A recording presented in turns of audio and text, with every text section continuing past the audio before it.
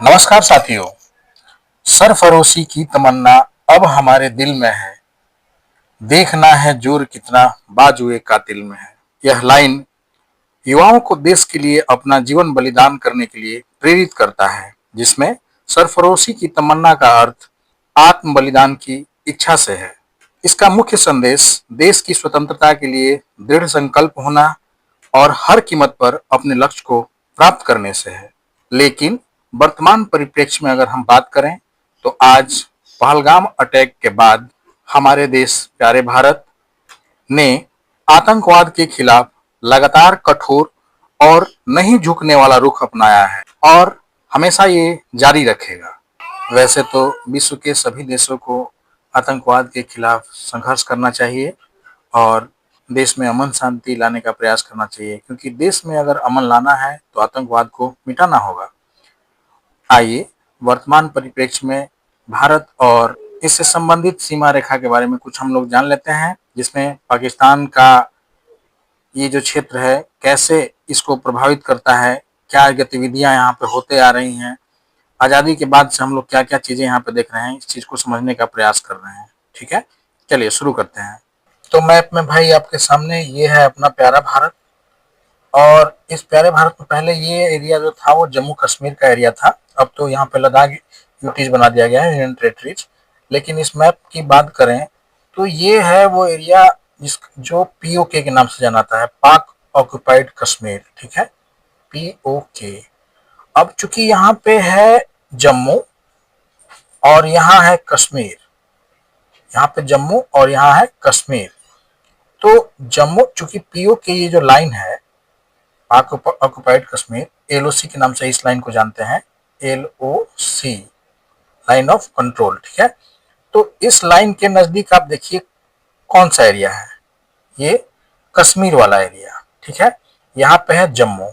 तो आतंकवादी जितनी घटनाएं होती हैं यहाँ से हम देखेंगे कि इस लाइन के नजदीक है ये, अलग कलर ले लेता हूँ यहाँ पे, ये कश्मीर का एरिया है ये। तो यहाँ पे आतंकवादी घटनाएं हमें ज्यादा देखने को मिलती हैं, कारण एलओसी के ये नजदीक है, जम्मू थोड़ा यहाँ पे दूर है, तो यहाँ पे पॉसिबल नहीं हो पाता आतंकवादियों का अपना घुसपैठ वगैरह करने के लिए, ये यहाँ पे थोड़ा आसान हो जाता है, तो ये लोग करते हैं। इसी क्रम में अपने यहाँ ये पहलगाम का जो अटैक हुआ है, पहलगाम अटैक यहीं पे है, यही वो एरिया है।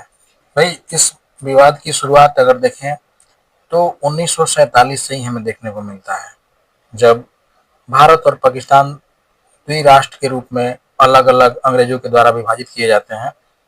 यहाँ पे ये एरिया पाकिस्तान का रहता है, सिंध बलूचिस्तान वगैरह उनको मिलता है, लेकिन उनका डिमांड रहता है कि भाई हमें कम क्षेत्र मिला है, तो उनको यहाँ पे बांग्लादेश वाला एरिया जो है वो भी दिया जाता है। पूर्वी पाकिस्तान के रूप में इसको जाना जाता था, पूर्वी पाकिस्तान, और ये एरिया पश्चिमी पाकिस्तान के नाम से जाना जाता था, पश्चिमी पाकिस्तान। ठीक है, तो देखते हैं, साथ ही यहाँ पे उन्होंने हमेशा ये कोशिश किया कि ये जो एरिया है सटा हुआ, ये जो भारत का जो भाग था, इसमें ये जम्मू एंड कश्मीर का जो ये एरिया था, ये था उस टाइम के राजा थे हरि सिंह, नाम सुना होगा आपने।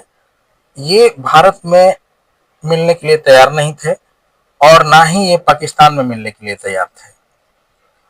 ये और पाकिस्तान की जो नज़र है हमेशा इस एरिया पे बनी रही। उन्होंने क्या कहा, क्योंकि हरि सिंह के पास ज़्यादा सेना तो थी नहीं, तो इन्होंने इस एरिया में रहने वाले लोगों की सहायता से यहाँ पे लगातार अटैक करवाते रहे कि अगर आप लोग हमें हमारे साथ रहेंगे तो इस जम्मू कश्मीर वाले एरिया को अपने हाथ में ले लिया जाएगा।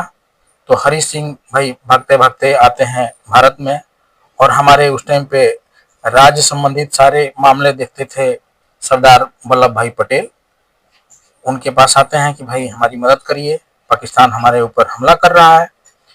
तो पटेल साहब ने कहा कि ठीक है, हम आपकी मदद करेंगे, लेकिन कुछ शर्तें रखी कि आपको भारत के साथ मिलना होगा।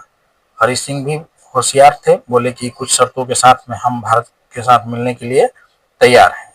यही वो मामला है। उसके बाद भारत से, अपने प्यारे भारत से सब सैनिक जाते हैं, और जो घुसपैठिए जो पाकिस्तान के ये यहाँ के सैनिक इधर आ चुके थे उनको धकेलने का प्रयास करते हैं, पीछे भगाते हैं।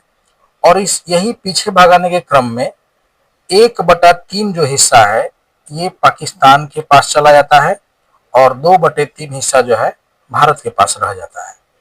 और ये 1/3 जो हिस्सा है जो पाकिस्तान के पास चला जाता है, तो वो एरिया पीओके के नाम से यही जाना गया और आज तक ये विवाद का कारण बना है, जो अभी तक लगातार ये वर्तमान परिप्रेक्ष्य में भी चलते ही आ रहा है। उसके बाद अगली कड़ी में अगर हम देखें तो यहाँ पे 1962 में हमारा एक युद्ध होता है चाइना से, जहाँ पे अगर फिर पाकिस्तान की बात करें तो 1965 में पुनः ये पाकिस्तान दोबारा हमला करता है और इस क्षेत्र को अपनाने का, इसको हड़पने का प्रयास करता है। अब इस बार क्या हुआ कि भारत पूरा जोरों शोर से हमला करता है, डिफेंसिव होते हुए, और पूरा ये लाहौर तक चला आता है। इसके सैनिक अपने प्यारे भारत के लाहौर तक चले जाते हैं और वहां तक जाके पहुंच के सब कुछ कंट्रोल में लेते हैं। लेकिन नतीजा ये हुआ कि वहां पे फिर ताशकंद का समझौता होता है।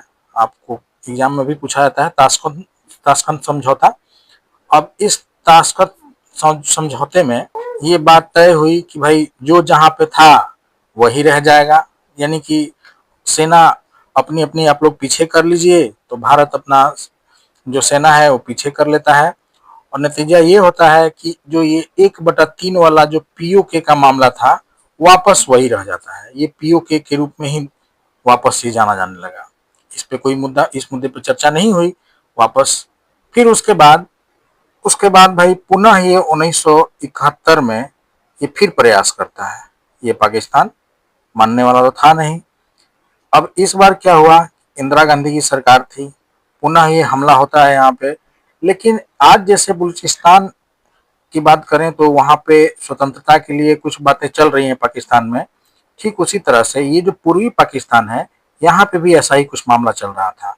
और इस बार क्या हुआ कि दोनों को अलग कर दिया गया। ऐसा लड़ाई हुआ, ऐसा झगड़ा हुआ, ऐसा ये संघर्ष हुआ कि उसमें ये पूर्वी जो पाकिस्तान है ये पूरा का पूरा खत्म हो गया और बचा सिर्फ पश्चिमी पाकिस्तान, जिसको आज के डेट में हम पाकिस्तान के नाम से जानते हैं। ठीक है, पाकिस्तान के नाम से पूर्वी पाकिस्तान जो है ये अलग होके इसको बांग्लादेश का नाम दिया गया, बांग्लादेश। भारत ने ऐसा डिफेंसिव होते हुए काम किया कि पूरा पूर्वी पाकिस्तान नस्तनाबूद हुआ और बांग्लादेश के रूप में आया। देखिए वर्तमान में भाई बलूचिस्तान भी ऐसा ही कुछ स्थिति होने वाला है पाकिस्तान में। चलिए, पाकिस्तान एक बार भाई पुनः प्रयास करता है, मानने वाला तो है नहीं, ये है ही ऐसा, क्या कहें इसको। 1999 में 1999 में पुनः ये प्रयास करता है, फिर से वही सब काम करता है। और यहाँ पे कारगिल में वार होता है, कारगिल युद्ध के नाम से आप जानते हैं। ये कश्मीर में ही वो एरिया है कारगिल, यहाँ पे जो मैंने आपको दिखाया था शुरू में कि यहाँ पे जम्मू है, यहाँ पे कश्मीर है, तो कश्मीर के एरिया में कारगिल वाले एरिया में पुनः ये युद्ध होता है। पाकिस्तान यहाँ फिर से चौथी बार ये प्रयास किया और हारता है।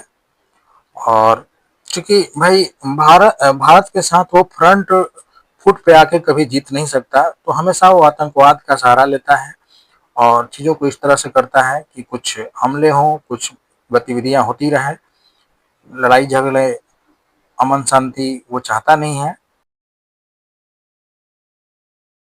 1999 के बाद 2025 का हमने देख लिया, ये 5वीं बार का अटैक और 5वीं बार का ये जो युद्ध है देख रहे हैं हम लोग। लेकिन युद्ध जो है किसी समस्या का समाधान नहीं है, लेकिन भारत जो है वो डिफेंसिव होते हुए कभी सामने से अटैक नहीं करता है अपना प्यारा देश भारत।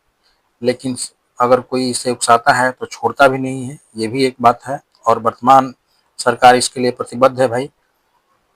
इस बार तो भाई खैर नहीं, गलत तरीके से बहुत किया गया है, लेकिन युद्ध किसी चीज का सॉल्यूशन नहीं हो सकता है, ये बात भी ध्यान रखना होगा सभी देशों को।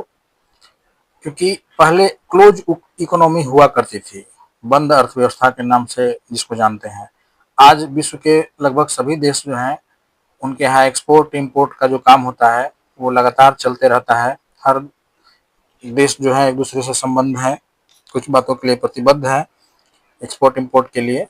तो ट्रेड वार आजकल सबसे फेमस है और वही चलता है, तो ठीक ठाक स्थिति बनी रहती है। ये जो भौतिक रूप पे से ये जो युद्ध हो रहा है, ये किसी चीज का सोल्यूशन नहीं हो सकता है, लेकिन आतंकवाद को निपटाने के लिए विश्व के सभी देशों को भाई भारत का साथ देना चाहिए और प्रतिबद्ध होकर इस आतंकवाद को निपटाना चाहिए। आशा करता हूँ कि भारत पाकिस्तान की ये सीमा संबंधी तनाव से संबंधित आपको जानकारी अच्छी लगी होगी। वीडियो को लाइक करिएगा, चैनल को सब्सक्राइब करिएगा। मिलते हैं किसी और वीडियो में। धन्यवाद।